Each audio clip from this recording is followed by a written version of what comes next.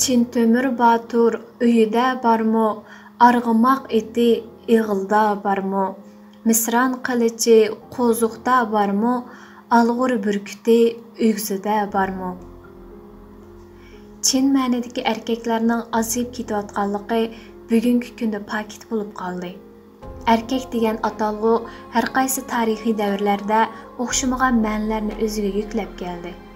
İbtidai jamiyatda yo'lvoz, shir o'lg'anlar batur erkak atalgan bo'lsa, urush nizo qaynagan davrlarda jonni qancha dushmanni o'ltirganlik erkaklikning belgisi bo'lgan.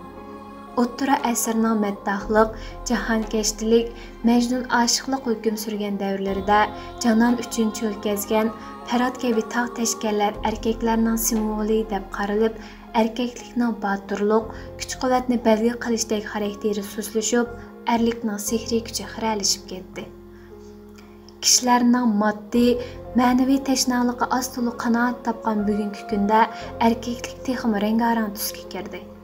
Qizlarning nazarida qo'lini naga sunsi yetadigan, yomoni kelsa so'ygunini ikki tasdak urib, kaynidan ko'nglini utalaydigan, salobati, jalbkorligi Shohrulxondan qilishmaydigan yigitlar erkak sanaldi.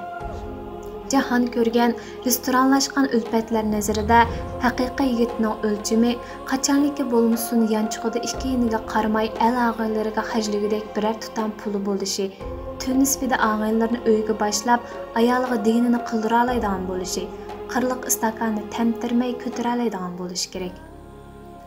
Umuman bugungi davrda erkaklikning ma'lum ma'nidan biz agib o'tolmaydigan iqtisoddan iborat sharga bog'langanligini tilimiz e'tirof qilmasimi, dilimiz zikr qilib turadigan bo'ldi. Shuning bilan bir turkum qaltis erkaklar paydo bo'ldi. Yanchiqida pul bor chog'da bir to'p janjigarlar chivindek agib, ishdan bo'lay deb qavashqimi tayyor turdi. Puli to'zib, tavliqotidan ayrilganda sovuqdan qo'rqib janubga qochgan qushlardek g'oyib bo'ldi. G'urur, vijdon, diyonat yiplari noahli qo'llarda qirqib etildi. Shuningdek, pul topqinida aql ko'zi xiralashmagan, erkaklikni xalqiga chin ma'nidan saxovat qo'lini so'zish bilan ifodalagan, aqida bo'stonlarini g'urur suvi bilan sug'urib, chin ma'nidan erkak atalganlarmi borliqqa keldi.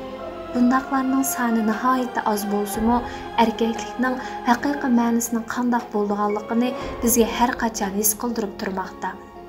Men yana shunday erkaklarni ko'rganman. Taqdir ravus bo'lsa-mu, vujudidan yigitlikning iznasi emas, zayponilikning yaproqlari to'kilib turadi. Bundaq erkaklarga Uyg'ur yigitlarining o'lchimi salmoqliq, mardonalik, farosatlik bo'lish, hargizmi Shanganing zayponi artistlarining rolini elish emas deb xitob qilganimiz keladi. Albatta, zamon o'zgardi. Çin Tömürga o'xshayman deb yetti boshliq yalmavuz izlab yurishning o'rni yo'q. Put-qo'li meyib turuqliq chaqliq o'rindiqda o'ltirib, hayotning egiz davoniga esilib chiqayotgan yigitning vujudidanmi erkaklikning xurishlari to'kilib turdi. Adil Ushur, Abdushukur, Nurtayaji, Armanning ro'yobsi Radil ablalarni qani kim erkak deyamaydi ekan. Mush atquchidan mushigacha nochi chiqayotgan bugungi kunda so'rinda po'ning cho'ngini etib, yavaşlarga bir-ikki mush ko'tara olganlar erkak emas. Bir qizning kaynidan necha yil mingib gap yuguzalmay, yig'lab turib ko'nglini izhor qilib, qizning hurmatiga emas, masxarasiga, to'g'risini aytganda la'natiga erishgan yigitni erkak deyalamsiz. Aksicha, ko'tir qasqiningni ho'y yaramas, nochi bo'lsan yishing bilan emas, aqling bilan, sab g'ururing bilan qiz keltir degingiz keladi.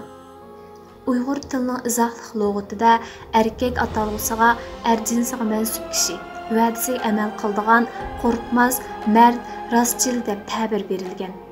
Turli ximiyalik tarkiblar puchaklashtirayotgan, tash o'rmon, binolar ichida zaiflashayotgan lirik muzika, avrishim badan, nozik karashmalar, saxta so'ygu quchqida bara-bara ta'mini yo'qotayotgan erkaklik ashu yiroq qadimgi zamonlardagi pak g'ururini, nomini saqlab qolish uchun ikkilanmay o'limga yuzlanadigan, tabiat quchqidan quvvat olgan, qo'pol, lekin go'zal, sof, chin so'ygiga to'yingan, afsonaga boy hayot kartinlarini Çin Tömürdek erkeklarni sig'indiradi.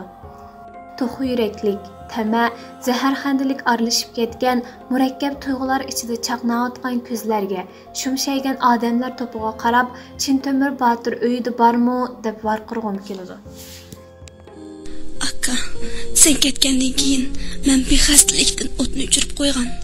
Shunga tog' bag'rida o'tirgan bir mo'maydan o't so'rgan edim. Keyin u mo'mayning gaplariga aldanib ketib, bizning uyni ko'rsatib qo'yibdiman. Atsa u mo'may uyga kelib, tapinimni teshib qinimni sho'rdi.